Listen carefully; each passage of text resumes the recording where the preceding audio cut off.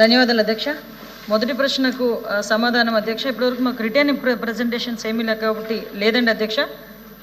రెండో ప్రశ్నకు సమాధానం ఈ ప్రశ్న ఉత్పన్నం కాదు. నాగబాబు గారు.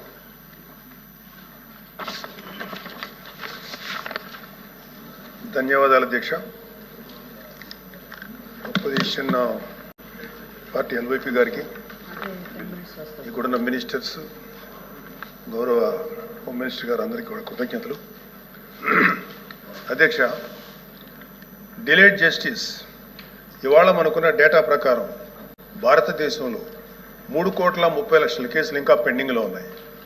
ఆంధ్రప్రదేశ్లోనే 1,00,000కు పైగా కేసులు పెండింగ్లో ఉన్నాయి.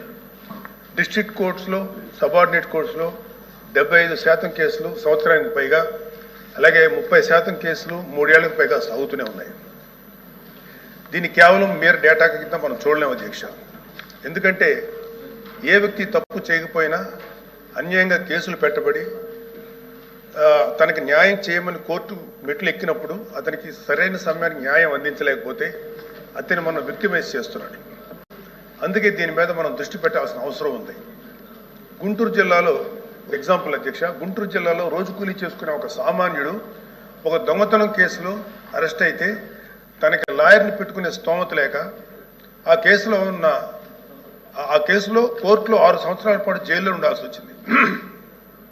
చివరికి అతను ఏ తప్పు చేయలేదని కోర్టు తీర్పు ఇచ్చింది. సో ఈ 6 సంవత్సరాలు మనం అతనికి ఎలా కాంపెన్సేట్ చేయగలుగుతాం అధ్యక్ష?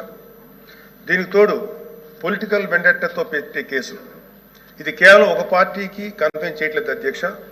రాజకీయ కక్షతో మన జ్యుడిషియల్ సిస్టమ్ని అధికారంలో కొంతమంది వాళ్ళ కన్వీనియన్స్ కోసం వాడుకుంటే లాని వెపనైజ్ చేస్తే చాలామంది నిర్దోషులకి వాళ్ళ కెరీర్లో ఒక బ్లాక్ మార్క్గా మిగిలిపోతుంది. ప్రభుత్వ ఉద్యోగాలు అప్లై చేసుకోలేరు. ప్రైవేట్ సంస్థల్లో ఉద్యోగాలు అప్లై చేస్తే బ్యాక్గ్రౌండ్ చెక్లో ఫెయిల్ అయిపోతున్నారు. పాస్పోర్ట్ సీజ్ చేసినప్పుడు పాస్పోర్ట్లు కనుక సీజ్ చేసే పరిస్థితుల్లో అక్కడ కూడా వాళ్ళని హోల్డ్లో పెట్టేస్తారు.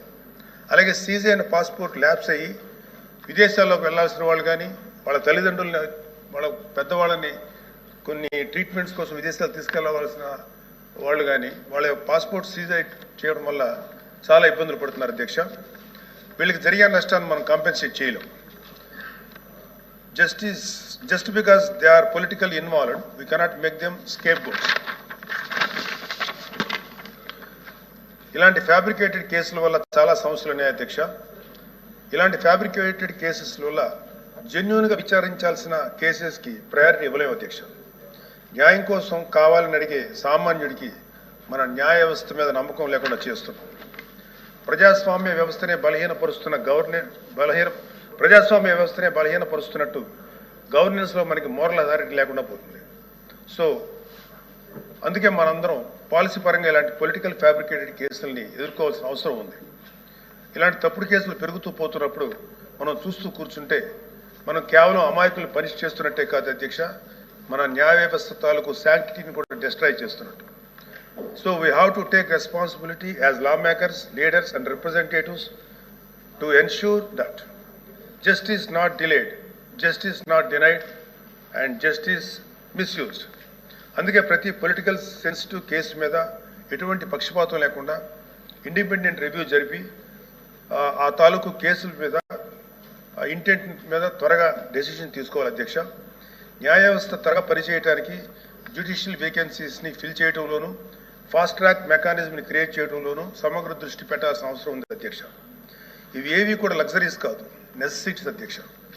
So what I want to end with a powerful coat by doctor B.R. Ambedkar. However good a constitution may be, it is sure to turn out bad because those who are called to work it happened to be a bad law. మన రాజ్యాంగం ఎంత గొప్పదే అయినప్పటికీ దాన్ని అమలు చేసే నాయకులు సరిగ్గా లేకపోతే గొప్ప రాజ్యాంగానికి విలువ లేకుండా పోతుంది అధ్యక్ష. Let us not be that bad lot. Let us be the generation of lawmakers who stood up and made justice.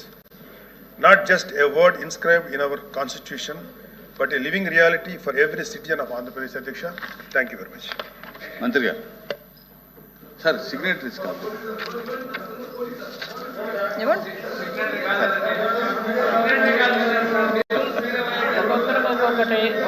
Home minister గారు ఇమ్మన్నారు కాదు, లోకేష్ గారు హోమ్ మినిస్టర్ గారు ఒప్పుకున్నారు. Sir 1 minute.